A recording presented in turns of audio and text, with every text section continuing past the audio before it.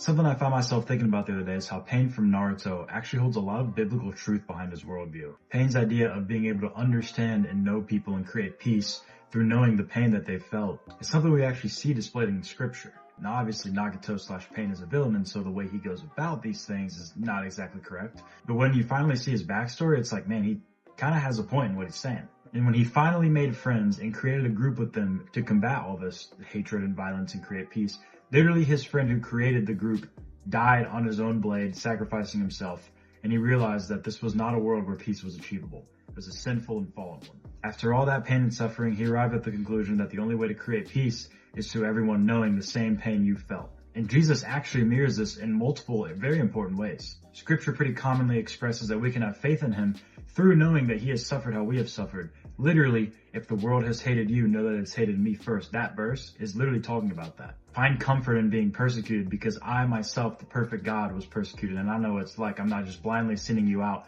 to suffer, and I don't even know what that is. Also, he was tempted in the wilderness, 40 days of fasting, and Satan himself came and tempted him.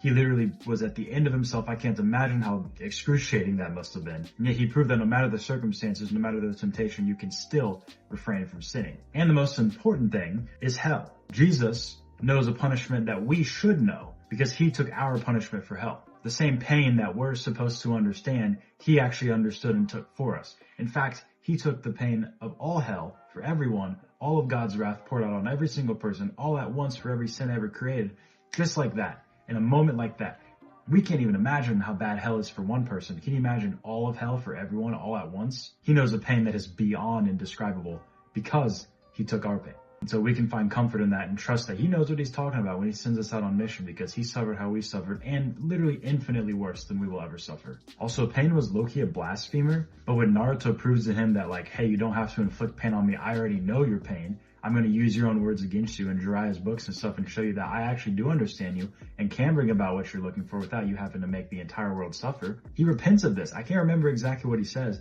but he basically says something along the lines of like, I am not a god, like I shouldn't have said that basically. He literally repents of his blasphemy, which I think is really cool. Overall, Naruto is awesome because so many of the villains are basically just broken heroes and they're written incredibly well. And I think that Nagato/Pain is one of the best examples of that. And there's so many biblical lessons in his philosophy that if he would have just gone about things differently, he would have been a hero. Take the murder and village wiping out of Pain's actions, and you actually have a very biblical character. If you enjoy this type of content, make sure to subscribe.